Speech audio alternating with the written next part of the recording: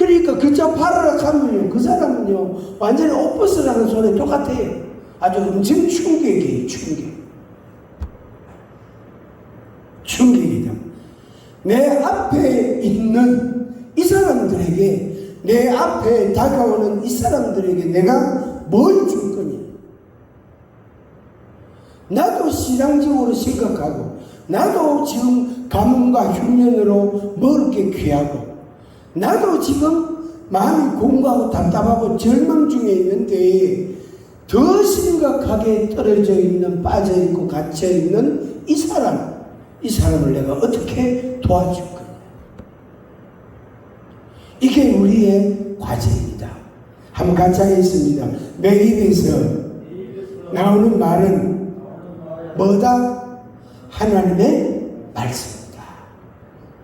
내 입에서 나오는 말은 하나님의 말씀이다. 이 의식이 매우 분명해야 돼요. 그래야 대상을 가리지 않아요. 아우디 타고 온 사람한테는 어이구 내 차보다 좋다야. 나는 SM3인데 아이고야 내 차보다 월 좋다야. 속력 내면 저건 140km 막 달리는데 나는 100km만 돼도 핸들이 흔들흔들 하는데. 그러면 차 보고, 자동차 보고 그 사람에게 말을 충분하게, 성령님이 내게, 하나님이 내게 감동을 주시는 그 생각을 주시는 그 말을 못 하는 거예요. 뭐 때문에? 아우디 때문에. 50평 아파트 살아봤습니까? 저도 안 살아봤어요. 아파트 50평 아파트 가면 제법 널찍하게 해요. 거실이 제법 넓어요. 방도 서너 개 돼요. 화장실은 2개. 널찍하다고. 주방도 널찍하고 억수로 좋아요. 50평 그거 갖추려면 돈도 필요하지만 실내 꾸미는 것만 해도 돈이 엄청 듭니다. 그 집에 가면 우와 집 좋다. 와 집 좋다. 그런데 그 집에 사는 사람, 그 집에 사는 사람은 어떤 사람이에요? 기업을 운영하는 사장이냐, 한 달에 500만 원도 수입이 안 되는 사람이냐. 그 사람은 그거 살면 안 돼요. 30평으로 바꿔야 돼요. 그런데 그 집이 그 사람에게는 뭐지요? 자기 얼굴이라. 자기 얼굴이라. 그러다 보니까 어떻게 됩니까?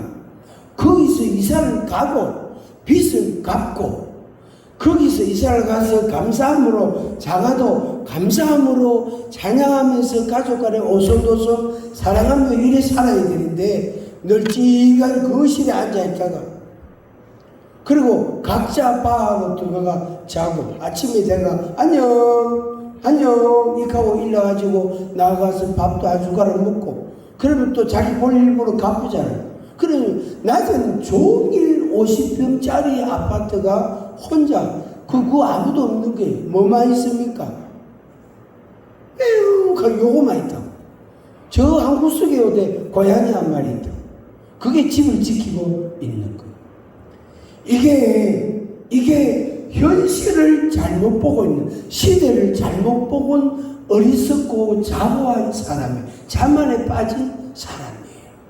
그 사람에게 말이에요. 그 사람에게 이 과부 같은 여인, 이 아들 하나밖에 없는, 이거 먹고 죽어야 죽을 수밖에 없는 처지에 있는 사람이 도움을 요청할 때 뭘 주겠어? 가서 열심히 땅 파가 그 곡식 심어가 누우라 이렇게 말할까요? 뭐 맨날 그걸 아프다 하노? 뭐 맨날 골골거리노? 정신 차리라. 기도해봐라. 이렇게 말할까요? 이게 오늘 우리들의 생각과 마음이 나 따로, 하나님 따로, 그러니까 하나님 따로, 나 따로, 이 사람 따로예요. 각각. 하나님이 내게 이 사람에게 이렇게 말해라. 예, 알겠습니다. 그렇게 말해줘야 되는데 그 말을 하기 싫은 거예요. 그 말을 못 해주는 거예요. 왜? 용기가 없어요. 자기는 지금 50평짜리 아파트 타고 아우디 타고 다니는 있는데 뭘 그 뭐 딴 구차한 사람, 어려운 사람, 형편이 좀 조금 뭐 힘든 사람, 그 사람을 돌아볼 여가 없어요. 여가 없다고.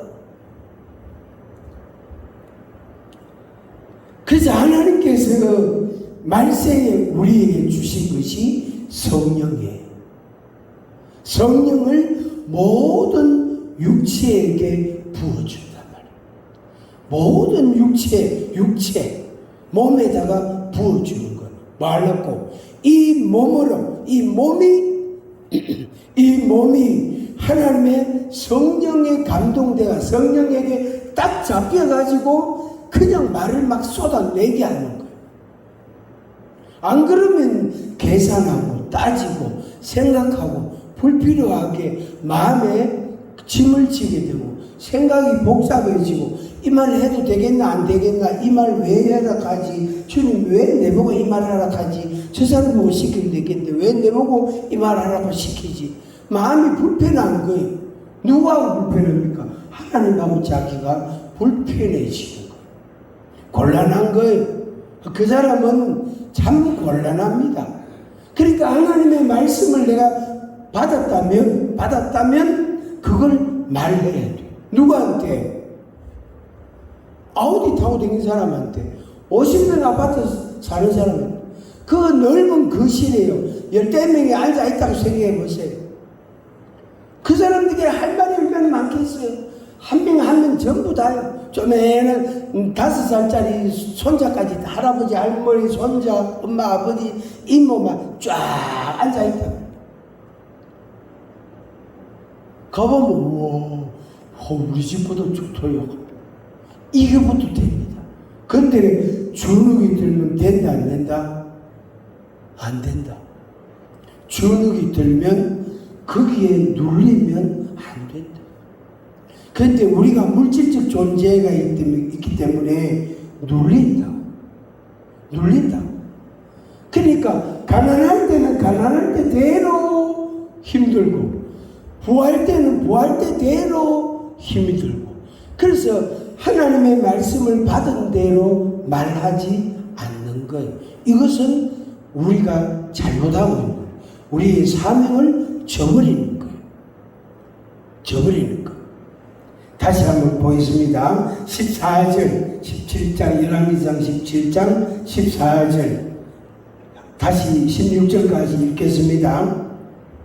이스라엘의 하나님 여호와의 말씀이 나 여호와가 비를 지면에 내리는 날까지 그 통의 가루가 떨어지지 아니하고 그 병의 기름이 없어지지 아니하리라 하셨느니라. 그가 가서 엘리야의 말대로 하였더니 그와 엘리야와 그의 식구가 여러 날 먹었으나 여호와께서 엘리야를 통하여 하신 말씀 같이 통의 가루가 떨어지지 아니하고 병의 기름이 없어지지 아니하니라. 아멘. 엘리야 선지자가 그 여인에게 하나님의 말씀이라고 정확하게 전달했어요. 그런데 그 여인이 그 선지자의 말을 듣고 그대로 순종했어요. 마지막 남은 식재료 그거 가지고 음식을 만들어서 선지자한테 먼저 줬단 말이에요. 그거 내한테 줘. 아이고, 우리 같으면은 그걸 왜 달라그러는 거야? 그거 어떻게 달라하겠어요? 정말로 마지막 식재료 남았는데 그거 만들어가 먹고 죽을 기회가 갔는데 그걸 내한테 먼저 달라고 왜 말하겠어요? 하나님의 말씀은 그렇게 말하는 거예요. 그렇게 말해야 되는 게 하나님의 말씀이라. 그런데 그 집 형편을 가서 보고 또 내 자신을 보니까 그걸 어떻게 달라해? 내가 혼자 금식하는 게 낫지. 저 여인 보고 저 어린 아들이 굶으라고 왜 말하겠어? 이게 우리의 딜레마예요. 이게 우리의 자기 속에 있는 일종의 모순이에요. 왜 하나님께서 이런 걸 시키나? 왜 이런 말씀을 명령하시나? 그 집에 20kg짜리 쌀 갖다 줘라. 기름 한 말짜리 갖다 줘라. 밀가루 10kg짜리 갖다 줘라. 이거는 할 수 있겠단 말이에요. 할 수 있단 말이에요. 그런데 그거는 왜든지 할 수 있다고. 할 수 있다. 그러나 마지막 식재료 남은 그거 빵 구워가지고 떡 구워가지고 모자가 먹고 이제 죽어야 될 판이라. 그런데 그거 내한테 달라고 왜 말이야? 하나님의 말씀은 그렇게 명령하셨어. 그렇게 명령을 하니까 중요합니다.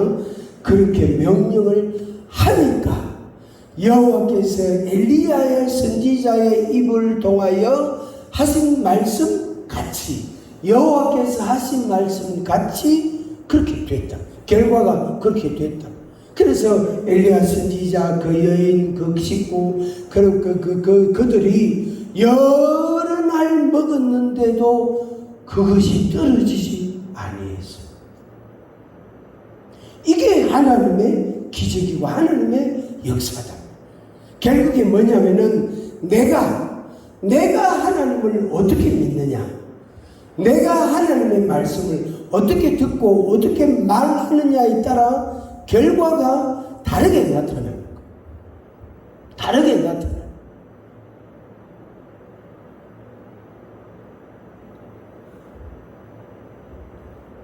그래서 하나님의 영광이 드러나게 돼요. 그러니까 선지자와 그 가족들, 그들이 같이 모이가 예배드렸다면 얼마나 하나님을 찬양하고 감격했을까요? 이 심각한 흉년의 때에 먹을 양식이 없고 물이 없는 이 시절에, 이 때에 이렇게 하나님이 여러 날 먹어도 끊어지지 않는 그런 식재료가 계속 생겼다. 어디서 어떻게 생긴지 몰라도 하나님이 그걸 계속 주셨다. 그 500이여 예수님이 해가신 이적 그거 볼 때마다 저는 그런 생각 많이 해요. 제자들이 예수님께 바다가 가서 사람들 앉아서 해가지고 이렇게 나눠주었단 말이에요. 어떻게 나눠주었을까? 어떻게 나눠주었을까? 그게 어디서 나왔을까? 그래서 신신학자들은 뭐라 하냐면은 각자 도시락 싸왔는데 도시락 프로가 다 같이 묻었다. 그리고 그 소년이 가져온 502원은 예수님이 감사 기도를 대표로 했다. 그래가 도시락 풀어가지고 다 나눠 먹고 남은 그걸 거두어 보니까 그렇게 많이 남았더라. 해석을 그래 합니다. 각자 도시락 싸온 거 그거 다 풀어가지고 같이 묻다. 그렇게 신학자도 그래 해서. 그러면 예수님의 표적이 없단 말이에요. 그리고 그런 기록은 성경이 말하였을까요? 안 하지. 예수님께서 오병이어를 통하여 이적을 행하셨기 때문에 성경에 기록을 해서 우리에게 경고를 보여주신 거예요. 내가 선지자의 말처럼 하나님의 말씀을 내가 듣고 선지자가 하나님의 말씀을 듣고 그것을 말했다. 그 다음에 기적이 일어나는 거예요. 기적은 이 산 넘어 일어나는 이 사건은, 이 일은 우리가 전혀 알지 못합니다. 정말로 내일은 난 몰라요. 하루하루 살아요. 정말로 내일은 몰라요. 이 산을 넘어가면 뭔 일이 있을지, 누구를 만날지, 어떤 일이 있을지 모른다고요. 그러나 우리가 그 산을 넘어가야 된다. 하나님의 말씀을 들은 대로 내가 말을 해야 돼. 선포를 해야 돼.